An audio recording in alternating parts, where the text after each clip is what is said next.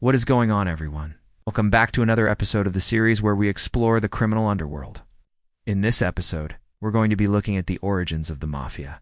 We've all heard about them in various movies and TV shows, but what are their true beginnings? His family were poor farmers who had very little to eat and often went hungry. His father owned a small grocery store, which just barely made enough money to keep the family afloat.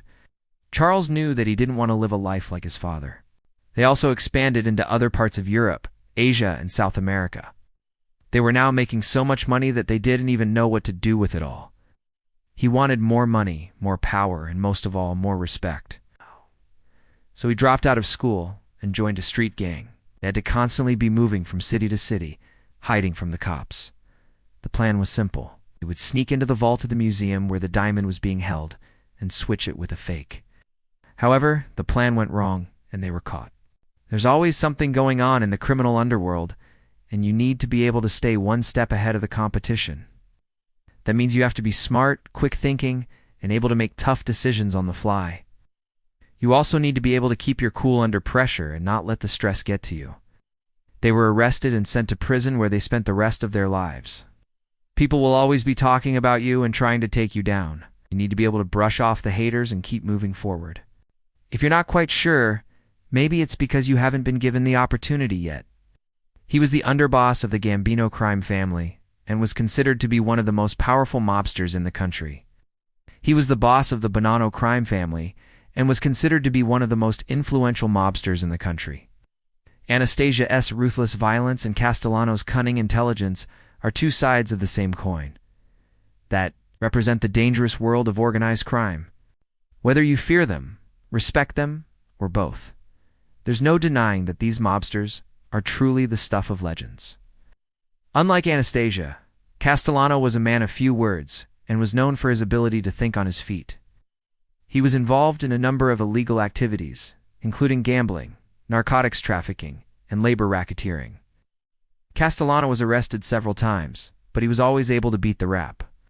He was eventually sentenced to prison in 1986, but he was released in 1991. He died of cancer in 1993. Despite his small stature, Anastasia was known for his explosive temper and was not afraid to use violence to solve problems. He was involved in a number of high-profile crimes, including murder, extortion, and racketeering. And he was also a key figure in the national crime family's hierarchy. Anastasia was eventually arrested and sentenced to prison, but he was released early and continued his life of crime. He was shot and killed in 1957 while getting a haircut. Maybe you haven't been given the opportunity yet to prove yourself. But if you show potential, a boss might take you under their wing and teach you everything they know. After all, it is in their best interest to have someone they can pass the torch to when it is time to retire. You can't let them get to you or slow you down. It was exhausting, and they were tired of it. So they decided to make one last big score and then retire. You get very far if you read not willing to step outside of your comfort zone and take chances. That means you need to be brave, bold, and not afraid to go after what you want. If you're not willing to take risks, you'll never be able to reach the top. Remember, it's not just about the money, power, and respect. It's about the lifestyle, the brotherhood, and the legacy. Are you ready to join the ranks? Let us know in the comments below. He quickly became the leader of the gang, and they started to make a lot of money dealing in drugs and weapons. You need to be feared by your enemies and respected by your peers. If you're willing to put in the work, you could be the next Mafia boss. That means you need to be ruthless and cunning, able to outsmart and outmaneuver anyone who tries to cross you. You also need to be loyal to your friends and family, no matter what. The Mafia is all about family, and you need to be willing to do whatever it takes to protect them. Lucky knew that if he wanted a better life, he would have to make something of himself. Well, first off, you have to have a lot of money. We're talking about serious cash here, the kind of money that can make your wildest dreams come true. It takes years of hard work and dedication to build up a criminal empire that can bring in that kind of cash. You have to be willing to do whatever it takes to get to the top, even if it means getting your hands dirty. Together, they grew Lucky's criminal empire until it spanned the entire country. They had thousands of men working for them, and they were making millions of dollars every week. The money, power, and respect that come with being a Mafia boss are unlike anything you've ever experienced before. And if you're successful, you'll be able to live a life of luxury and comfort that most people can only dream about. However, they weren't satisfied with just being the biggest mobsters in America. They wanted to be the biggest in the world. So when he arrived in America, he began to work odd jobs, trying to earn some money. However, he soon found out that there was more money to be made in crime. So he joined up with a local gang and started dealing in stolen goods. He quickly rose through the ranks because of his natural charisma and intelligence, and before long, he became one of the most feared mobsters in New York City. This, however, was not good news for those living in poverty. And with the stock market crash of 1929, people were becoming poorer and crime was on the rise. There was one thing that everyone wanted more than anything else: money. For some, they could make an honest living working for the money. However, most people felt that was just too hard and decided to resort to crime.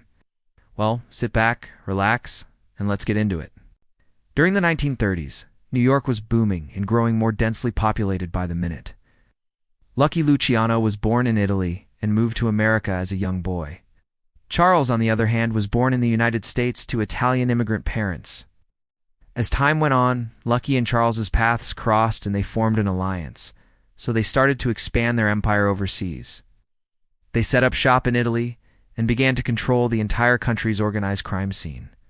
However, despite their success, they were always on the run from the police. They planned to steal the biggest diamond in the world, the Hope Diamond. So that's the story of how Lucky and Charles became the Mafia Kings. But what does it really mean to be a Mafia King? But it's not just about the money. Being a Mafia boss also means having power and respect. It's not an easy life, but if you're willing to put in the work, it can be a very rewarding one. Being a Mafia boss also means that you have to be able to handle a lot of pressure. To be a Mafia boss, you also need to have a thick skin. And finally, being a Mafia boss means that you need to be willing to take risks. So do you have what it takes to be a Mafia boss? Let me know in the comments below. The path to becoming a Mafia boss is a long and dangerous one, but the rewards are unlike anything else. So there you have it, a glimpse into the world of the Mafia and what it takes to become a boss. If you enjoyed this episode, make sure to leave us a thumbs up and subscribe for more content like this. Catch you later.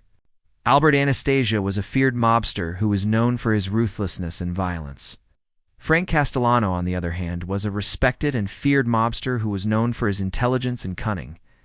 Anastasia and Castellano may have been rivals in the criminal underworld, but they both left lasting legacies that continue to influence the Mafia today. So what do you think? Which one of these mobsters do you admire the most? Let us know in the comments below. That's all for this episode, folks. Till next time, stay safe and remember, don't mess with the mob.